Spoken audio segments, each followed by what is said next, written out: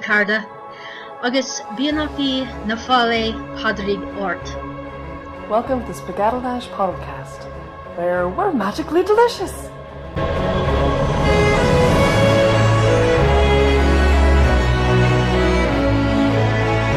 We will be talking about St. Patrick's Day today, and as you can see, I have a few guests. These are my chicks as of a few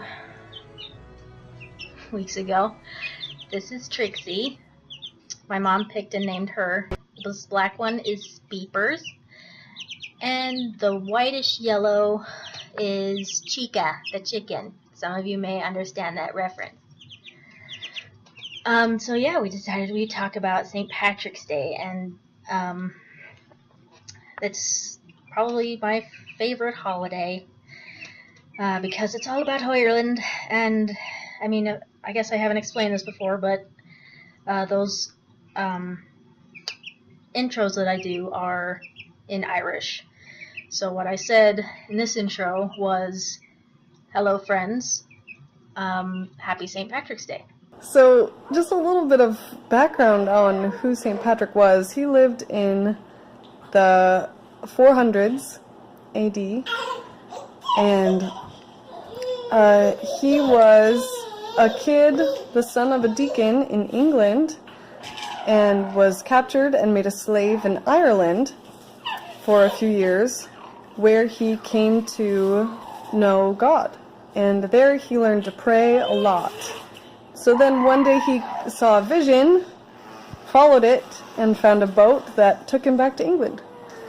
When he was in England, he became a bishop, and then saw another vision that basically was of an Irishman begging him to come to Ireland to preach the gospel there. So he had to be the first Catholic missionary in Ireland.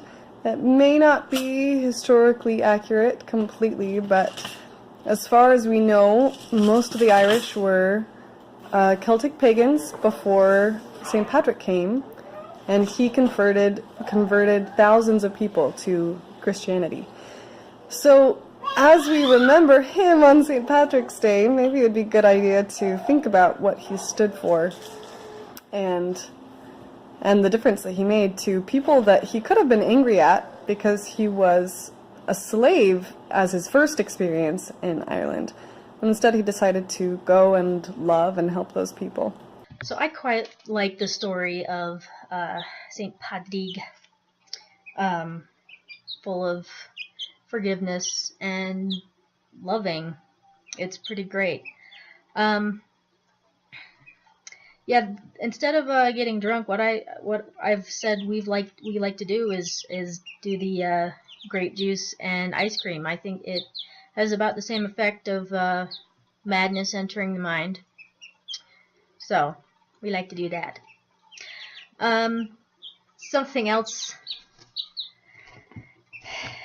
Sorry, they are distracting. I wanted to talk about my leprechaun friend that I met when I was, I think I was in elementary school still. So we had a neighbor across the street, and there's this rock formation it's pretty big. I mean, there are lots of rocks, very fun to play on, and hike around and pretend you're exploring the wilderness, really.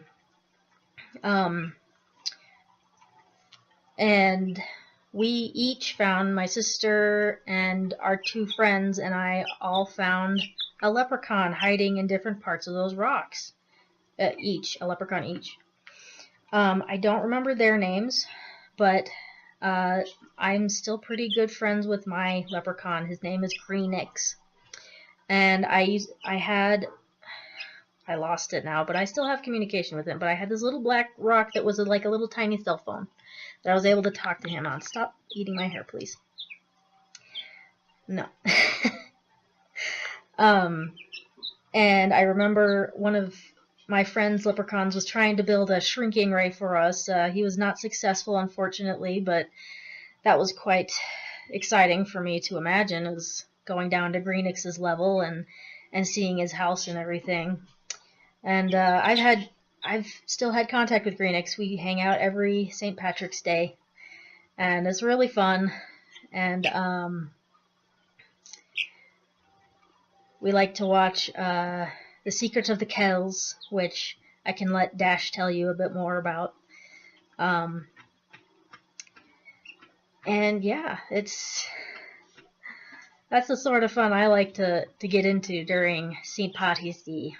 The Secret of Kells is a fantastic animated movie about the Book of Kells, which is one of the most famous, maybe the most famous, illuminated manuscripts, which are illustrated Bibles. I think it's generally considered one of the most beautiful. Anyway, so it's this really great, kind of lighthearted, but also very intricate and beautiful story about the Book of Kells, and it fits right into the theme of St. Patrick because it's kind of the medieval Irish Christianity. Anyway, it's a beautiful movie. Definitely recommend it for St. Patrick's Day. Other celebration strategies include corned beef and cabbage, which I didn't realize until I tried it is like really good. I don't know why I always thought that corned beef was going to be gross and sweet, but it's the most flavorful meat I think I've ever had. Also, I didn't realize that bangers and mash is Irish. I thought it was Australian for some reason. I don't know why. But also very good. And don't forget the Irish soda bread. Or anything that you want to turn green, I guess counts.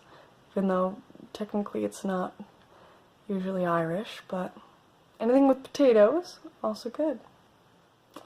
Lots of good stuff to eat on St. Patrick's Day while you're watching The Secret of Kells.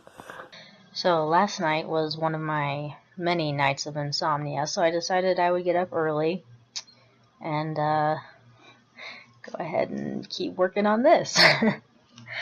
So I remembered that I used to be a substitute, and it was a 4th grade class a couple years ago who I got to sub for during St. Patty's Day.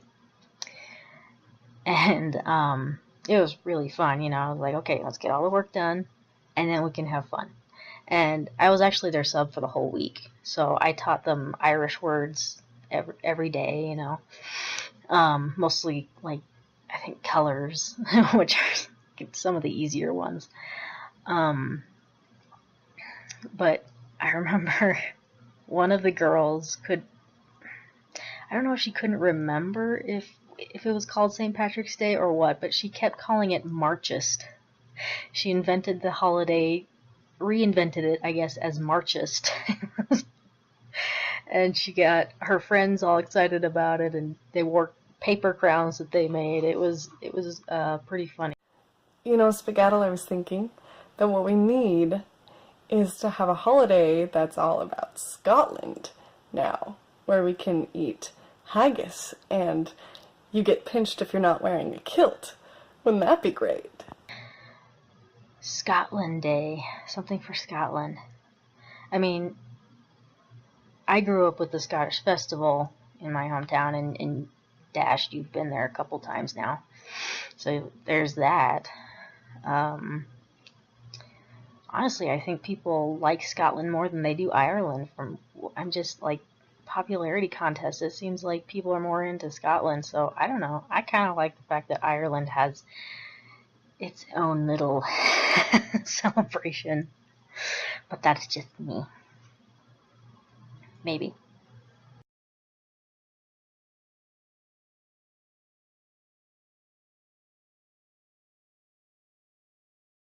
In fact, while we're at it, we should just have a holiday for every country, and that way we get to eat all kinds of food and wear all kinds of traditional clothing.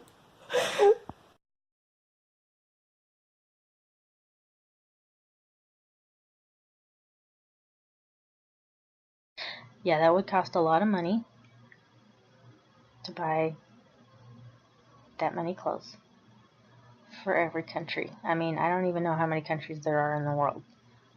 It's a lot.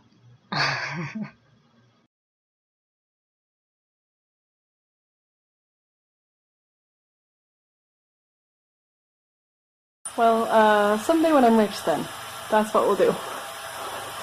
We'll have all kinds of holidays for poor children. So as we end this next episode, before we say Slán, we'll look at the moon. It is today for St. Paddy's Day. It's 83% waxing gibbous, I think. Or waning, I think it's waxing. So, getting to the almost full moon. And then this picture here of a Celtic-styled owl next to a Celtic-styled moon. Owl is Uchovan in Irish, and I have a very special connection with owls. They are my spirit animal. Maybe I'll be able to tell stories about how many times I've encountered them at some point. Everything looks better in Celtic notes. Dash, why don't you go ahead and finish us off? I hope that, as the Irish say, two people have shortened the road. And that you have a wonderful St. Patrick's Day. Not to bye. Spaghetti would tell you.